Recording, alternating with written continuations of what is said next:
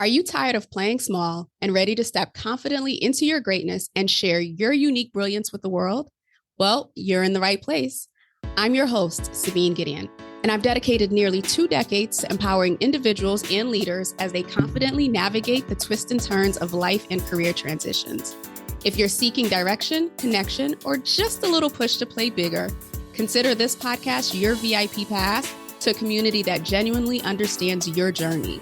Join me every week for candid conversations and practical guidance designed to help you navigate the challenges of life and business, foster a growth mindset, and cultivate meaningful connections. It's time to embrace your inherent power, define your unique purpose, and prosper in every aspect of your life. Let's get started.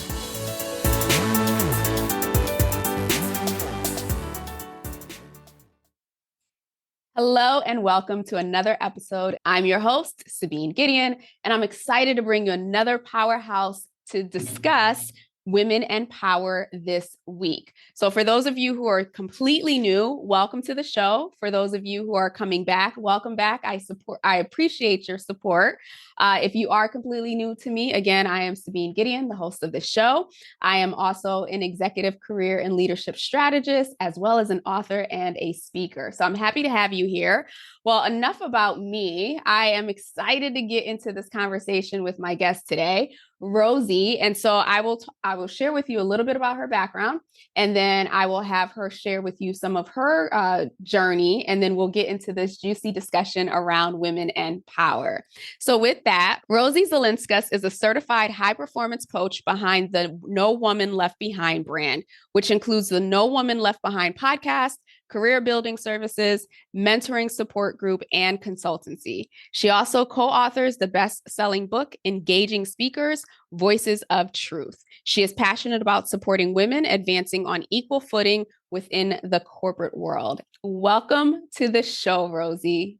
Oh, Sabine, thank you so much for having me here. I'm so excited to have this conversation with you today. Absolutely. Me too. And so for those of you who haven't checked out No Woman Left Behind yet, please do, because yours truly has been on the show. Rosie brings on really, really powerful, insightful, practical advice. And so I'm a big fan of the show myself. And I encourage you, if you haven't already checked it out, to go check that out. But before we get into all of that, Rosie, tell us a little bit about your career journey and very specifically some of the key milestones within your career that kind of have led you to the transitions to even start this consultancy and fempire that you are currently building. Oh, well, thank you so much for all the accolades. I really appreciate it. So I can tell there's a couple of places throughout my career. So I had been in the corporate world for 31 years. My entire career has been in the insurance industry. And I'm the type of person that every 3 to 5 years, I'm always looking for the next opportunity. But when I was 40, I found myself being stuck. I had just finished a divorce. I had these 2 little kids and I had to take care of them. And so I started questioning myself, like, how am I going to take care of these kids by myself now? I need to make more money. So I was doing all the things. I was volunteering and backing up my manager and all the things. And I was considered a high performer, but nothing was happening in my career. I remember being 40, sitting in my desk thinking, okay, any day now, someone's going to notice my hard work and going to offer me a promotion. And nobody ever came. And so it wasn't until I created what I'm calling a playbill of accomplishments that, and then I had the courage to go talk to my manager and their manager. That's when things finally started happening for me. And it was like a light bulb. It's like, oh my gosh, how did I not go and communicate my aspirations to people? So I think that was like the big one. And then 6 months later, I was a regional underwriting manager. So I got into management right away from that action. And about 3 years into my management position, I started campaigning for myself.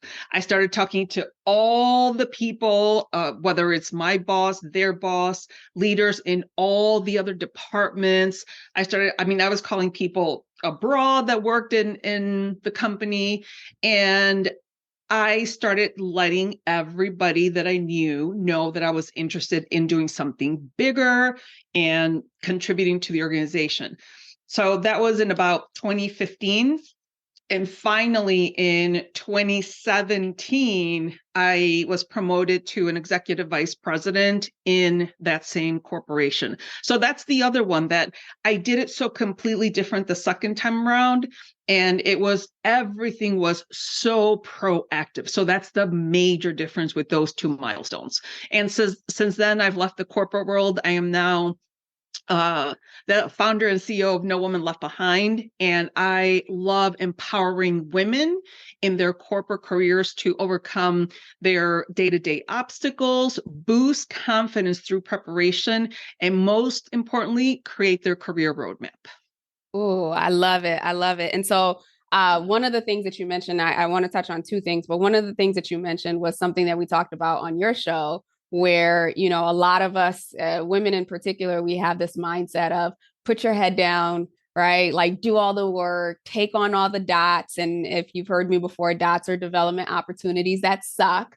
And just do all the things and hope and pray and wish someone notices all of your hard work and effort. But we know that that just results in more hard work. So I'm glad to hear that you've also like transitioned from that space and got bold enough to just ask. The second piece that I love that you shared was around the I started campaigning. And that is such an important piece because there's so many layers to that. But I'm curious, what triggered that? What was the catalyst within that process that said, okay, you know what? I need to be proactive and I need to put a strategy behind these next several moves. Well, I can tell you exactly what it was. 3 years almost to the date of every promotion that I've ever had, I start getting antsy because I need to know what's next. I have this vision for myself to continue to progress and move forward. And at the 3 year mark, I'm like, okay, what's next? I need to prepare. And the way I can prepare is by starting to talk to people, starting to let them know what my aspirations were. And then from there, making sure that I was at the top of my game.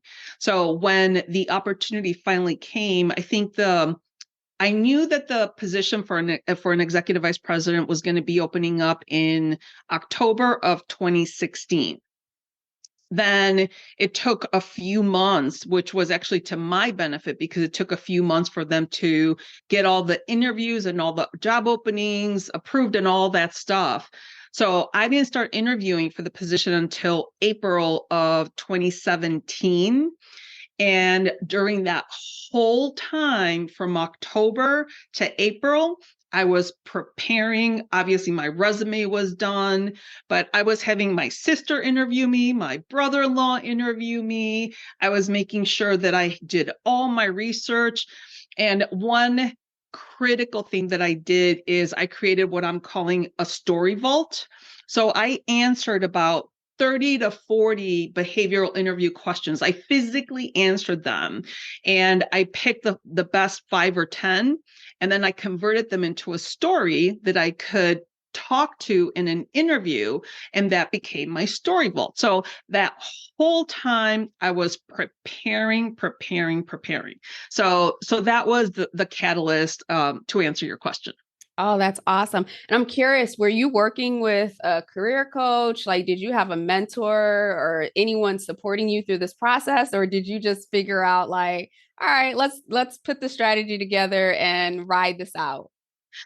I did have a mentor, but I've always been into personal development. I started the journey of personal development back in like 2007. Mhm.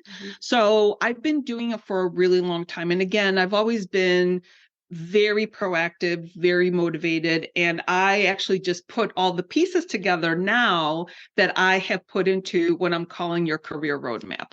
Oh, that is awesome. So all of your hard won wins and the experiences and the bruises along the way, you are now taking that and supporting other women. And I think that's so important. And I just shared this on the podcast that I recorded earlier this week, that it's so important that when we do climb to the top, that we let that ladder back down, or that we, leave some breadcrumbs, so to speak, so that other women can follow in that pathway.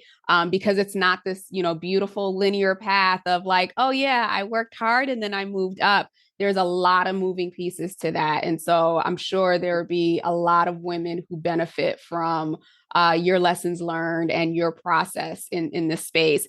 And then the other thing that I wanted to comment on is I love the fact that you had a very definitive time frame. So you had that 3-year mark. I remember when I first stepped into corporate America, I had a senior leader, and she said, Sabine, every 2 years, you should be looking at the next role. And at the time, I remember asking her, well, why? She was like, by the 2-year mark, you've mastered the day to day. Now, that doesn't mean that there aren't things that you could still learn like within that, but like the day to day of whatever role that you're doing, you've mastered that. And now you need to get to the next space. And I always held that like with me. I don't know that I've spent any. Oh, maybe one role I spent more than 2 years, but like ever since getting that feedback, that was always my threshold. So again, for those of you who are listening, it may not necessarily be that you're looking to climb up the ladder, but thinking through how do you still continue to remain engaged, continue to stay in a space of learning. Our minds will go into autopilot if we stay in a space for too long. Absolutely. And I just want to add my favorite quote by Madeleine Albright. There's a special place in hell for women don't help other women. Mm-hmm. Because my whole mission, and every time I do a talk or a presentation, I always say, like, if there's one thing that you learn, go back and share it with every woman in your life, because it is so important for us to elevate each other up. So I just wanted to throw that quote in there. Yeah, I love that. And you are in the right place and speaking to the right audience for that.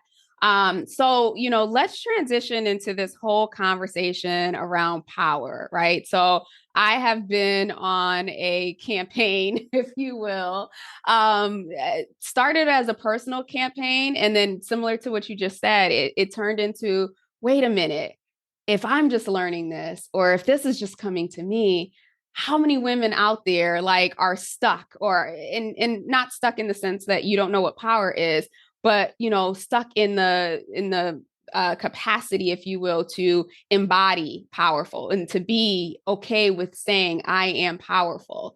I know for so long, especially with like women's movements, the term empowered has been like the thing that's associated with us, right? Like, oh yeah, it's women empowering women. And don't get me wrong, I use that all the time because I do believe that there's a place for that. But I feel like I got to a place where the next level was I feel super empowered. I'm empowering other women. Now I want them to take control. Now I want them to take action. Now I want them to step into, places of leadership and not fear or, be consumed by imposter syndrome or whatever else of, do I belong here? Or, did I just get promoted here by accident? But really standing in who we are.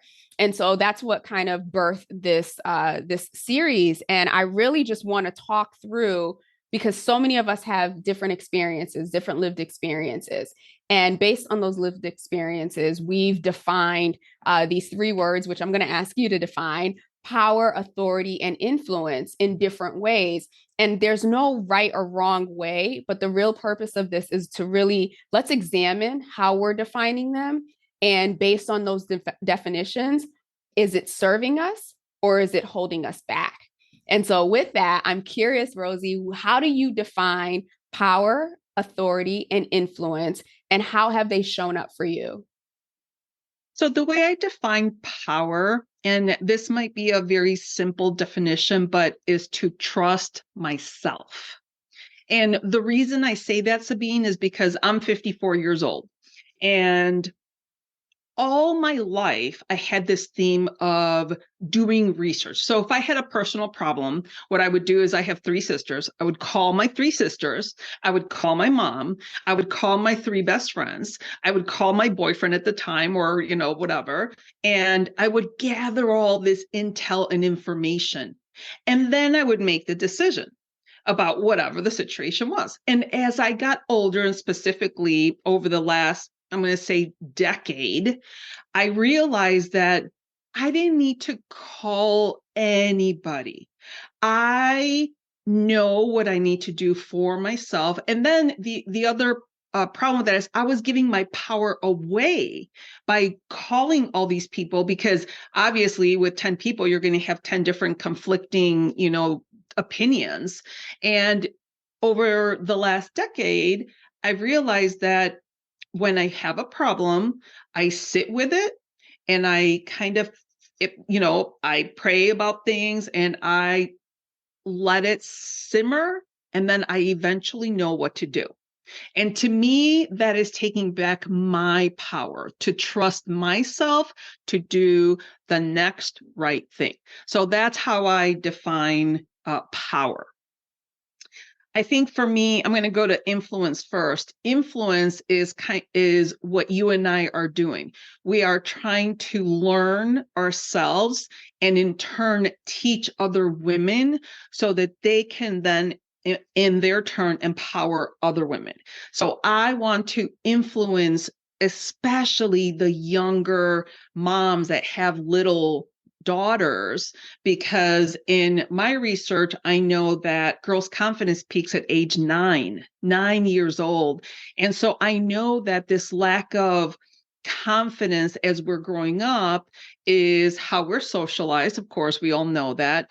But the other thing is we hold ourselves back by not taking action. It's the fear of the unknown. So when I think of influence, it's educate yourself and then help educate others. Even if you share one big, tip that you have found that has changed your life, I think that's the way you can influence yourself. And then authority to me is about how you present yourself to others. Women are notorious for apologizing 50 times a day for no reason and speaking in questions. So those two things right there, if you just adjust your verbiage from I'm sorry for being late to thank you for being patient, and then making sure that you're speaking in clear, direct statements instead of questions, that right there is going to give you so much more authority than you ever did. So I'm a big proponent of Toastmasters. Toastmasters is I think it's like $59 every 6 months. And in Toastmasters, you really learn to use your voice to be very authoritative with your language. But I think there's so many easy little things that we can do to shift that authority immediately. So that's how I define those words. Oh, I love it. And I love the examples. And so if we could dig into the authority piece and what you shared about women speaking in questions, Mhm. that is huge. And the minute you said it, I was just like, oh, oh, that from it, I mean, it speaks to confidence. It speaks to how people are perceiving you. So can you, I don't know if you've done any like research in particular around this, but like, can you speak more to what that looks like and maybe a little bit of why do we speak in questions versus affirmative statements? Well, the biggest reason is how we are socialized. We don't have those parents, and I wish that we could just incorporate confidence classes throughout our education, because that would be such a huge thing. But uh, we always are trained to be the people pleasers and to not make any waves. And so when I was working in the corporate world, so often women that reported to me would come to me and say, well, I'm going to have a conversation with Mr. Johnson about this policy. Are you asking me or are you telling me? So it's just a very significant inflection of your voice that kind of goes at the end of that sentence, instead of being, I am having a conversation with Mr. Johnson about the policy tomorrow at 3. So they're telling me what they're doing. And it's the way we're using our words, and we're not trained to be aware. And it's all about awareness. We're not trained to be aware on how we carry ourselves. We're soft-spoken. We don't want to make waves. So those are a lot of the reasons why when you go from college to a working environment. And as a matter of fact, there is research done where women in college uh, lectures are 2.5 times less likely to ask a question than males, because in their heads they're thinking, oh my gosh, I don't want to sound silly. Oh my gosh, the professor is very well educated. I don't know if I understood the question, so I don't, or the subject, so I don't want to ask a question. So there's a lot of mental stress and fatigue that we put ourselves through because the men aren't thinking that, they're just asking the question. So that's where I think we need to become more authoritative and ask the question. If you have a question, ask the question. There are no dumb questions, so that's a little bit about what I have to say about that. Awesome. Well, thank you for breaking that down. A couple of thoughts that came to me as you were saying that inflection in your voice, like that is a huge piece that I will now be paying attention to in terms of how I'm speaking, when I'm asking or when I'm sharing something.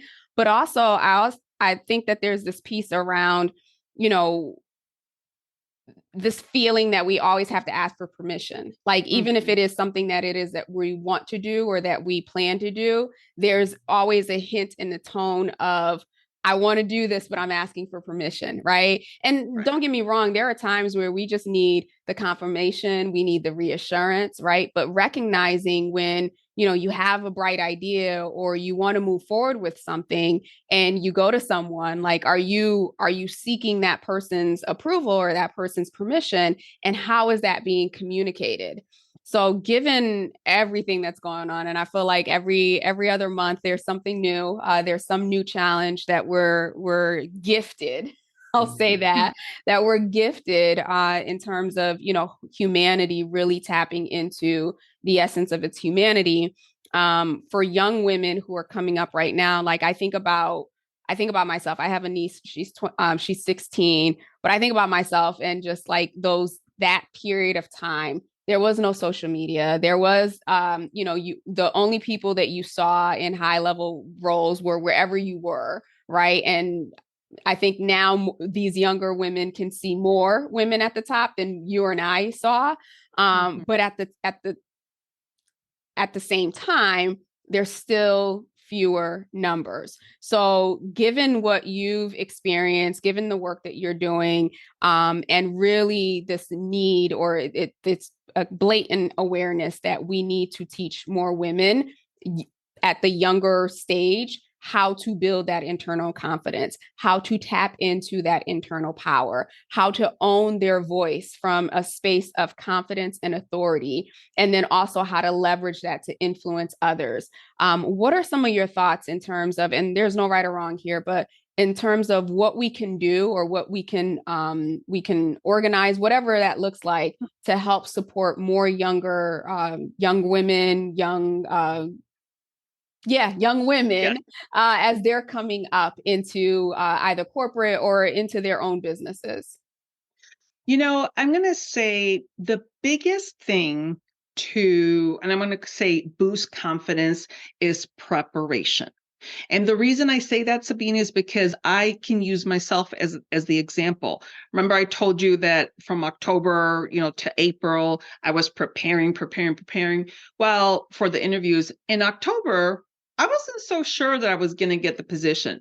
In April, I was sure. And the reason is because of the preparation. So when I hear somebody, oh, I need to work on my confidence, the way you work on your confidence is by preparing. So, for example, I help women create their career roadmap. And there are definitely different components of the career roadmap. But when you start, everything is kind of fuzzy and you know that you have to create something. But at the end, you have your resume done, you have your story vault done, you have your personal mission statement done. You are uncovering blind spots by talking to people and say, hey, what do I do well and what can I do better? And they help you uncover your blind spots. There can be a couple of assessment skills, things like that. So all of those components are going to uncover a little piece of knowledge about your own self that you're going to learn and you're going to own.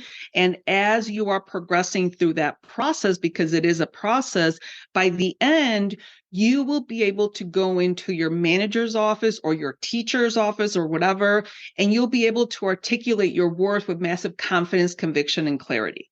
But you will be so much more confident doing that because you have done all the preparation along the way. So I'm a big proponent of preparing yourself, preparing your script. So I call it crafting your script, because you need to go into your high school teacher's office or your college professor's office and say, these are the things that I need to accomplish. How can I do that? But writing out what you want to say with very precise and key words that give you that power, all of that put together gives you the confidence that you need to, again, be able to show your worth in any type of situation that you are in. So does that answer your question? Absolutely. So what I'm hearing you say, well, it's two parts to this, right? It's the tactical part of actually like doing the work, but also simultaneously, you are training your brain, you are training your subconscious. It's building evidence in that space as you're moving forward into that piece. Because we know mindset is 85% or 80%, depending on who you're listening to, but 85% of success towards whatever you're moving towards is your mindset. And so if you don't, part of what you're saying is in doing that and taking this action, you are actually helping to support your mind wherever your inner critic might be saying that you're not worthy or you don't deserve this or anything like that. As you're moving forward and taking action, you are building that evidence. And as you're, building this story book, if you will, around all the successes, all of the accomplishments, that's also reinforcing the evidence that you are worthy of this role, you are ready for the role. And when you get, by the time you sit in front of the interviewer, at that point, it's just like, it's a done deal. It's Yes, a done deal. exactly. And I love that you said that because, again, people are like, oh, well, I don't know. I don't know. Well, you don't know because you haven't sat down and created your career roadmap. I can guarantee any woman that sits down and puts in the work for this process will come out so confident and be able to talk to anybody about their goals and be able to share their professional proposition, like value proposition, but it's building blocks and it takes time. It's not going to be a once and done, but it can be done. Yeah, absolutely. Absolutely. And so going back real quick, as it relates to power, because you did define power as an internal knowing and an internal trusting of yourself that you have the answer. Um, Obviously being an entrepreneur and even when you're in corporate, right, there's a lot of evidence out there that would try to convince us that we don't have power. And so I'm curious, what have you put in place specifically for yourself to help you maintain your own personal power? Are there, is there a practice, ritual, or things that you do on a regular basis so that you personally can remain grounded in that? The biggest thing that I always remind myself of is that, and I think there's a couple of quotes out there. It's none of my business what anybody else thinks about me. Because when I start thinking, I'm like, oh my gosh, what are they going to say? My mother is notorious for, oh my God, what are the neighbors going to say? I'm like, well, who cares? So I have made it a point to focus on the things that I can control and ignore the things that I can't control. Because when you start focusing on what everybody else thinks, I would never put out a TikTok video if I'm worried about the judgment, because people are going to judge you. But you know what? I have to take my power. I have to do work on my mission, which is to empower women in the corporate world. And with every video, with every podcast that we record, we are showing that we are sharing our influence, our authority, and taking back our power. Yeah. Yeah. Do you do anything like as far as like a morning routine or like a daily routine to like help you ground on a day to day? Because I know this entrepreneurial grind can have you on a high one day and then in the corner the next day. So I'm just curious. Yes. So I don't know if you have heard of Brendan Burchard. Mhm. He is a huge motivational speaker. I have his app, and his whole enterprise is called Growth Day. And by the way, I'm a Brendan Burchard certified high performance coach, but I listen to him every morning. He has what is called a morning fire, and he talks about different topics and subjects. Sometimes it's like 8 minutes, sometimes it's 30 minutes, but it's the lesson of the day, how to prime your brain. I am trying to meditate on a regular basis, although it's not, perfect, but movement in the morning, growth day, and then following my, the rest of my routine.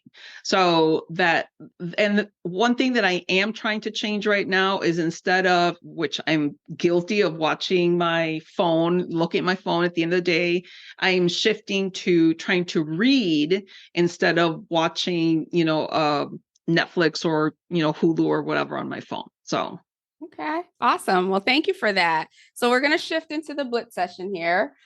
So it's 3 questions, 2 minutes. Are you ready? I'm ready. Okay, awesome. First question. Knowing what you know now, given the experience that you've had, both personal and professional, if you could go back to a younger version of yourself and give her some key piece of advice, what might that be?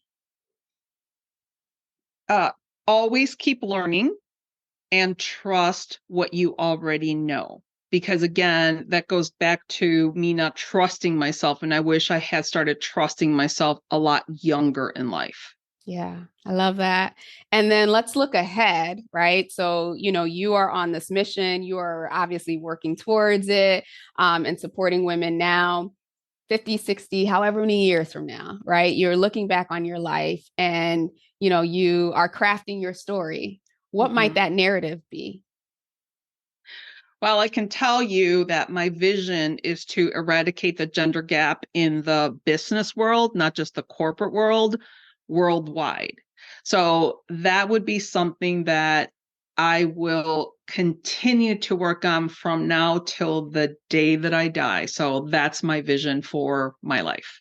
Oh, I love that. What a powerful legacy. Powerful legacy.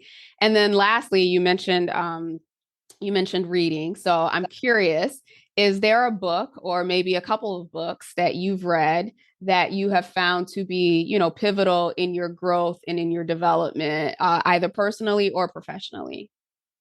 So I'm actually going to point to a new book that's been out for less than 2 years, I think, but the Lessons in Chemistry Hmm. is a fantastic book. And I see, so Bonnie Garmist, she's my hero because I think she's over 60 years old. She published the book in April of 2022.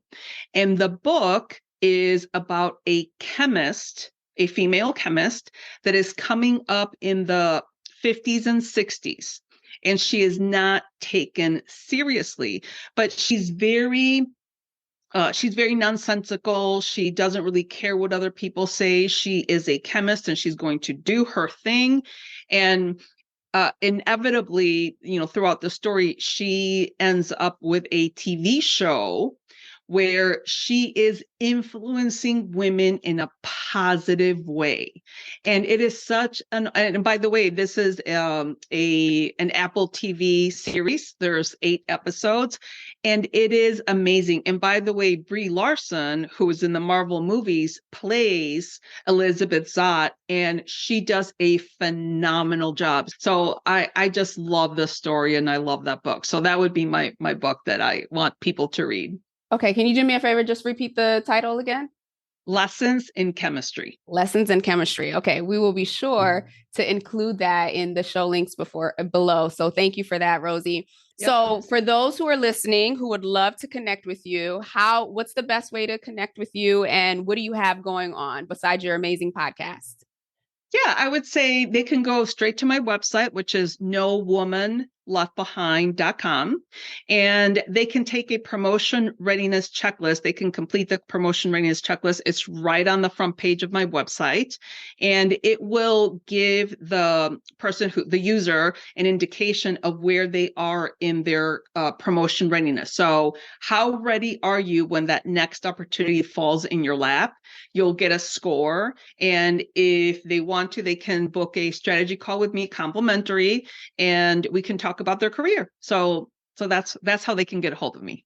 All right, awesome. So we will include the link to the website. I know you're very active on LinkedIn as well, so we'll include your LinkedIn, and of course, obviously, I'm pretty sure your podcast is on all of the platforms. So Yes. again, it's No Woman Left Behind. I wish I looked up the episode that I was on. I would give it to you, but I will link it in the show notes. So you can look down in the show notes and see the episode where Rosie and I chatted. With that, Rosie, thank you so much for coming on, for sharing your wisdom. And really just your passion for supporting more women. And for those of you who are listening, if you are in corporate America and you are at either phase that we have been in, and really looking to own your confidence and create your own roadmap, I would definitely highly recommend that you reach out to Rosie. So with that, we will be back next week with another female powerhouse. Till then, take care. Thank you, Sabine. Thank you. Hope you enjoyed this week's episode. If you found today's conversation helpful or got a piece of insight that you plan to implement in your life, I'd love to hear from you. Connect with me on LinkedIn at Sabine Gideon and send me a message, or feel free to leave a review on either Apple or Spotify. I also invite you to share this episode with anyone in your network, another powerhouse possibly, who you think might benefit from today's conversation. Lastly, as always, any links, any resources, or any upcoming training is included in the show notes, so be sure to check that before you leave today. Until we chat again, have a blessed and powerful week.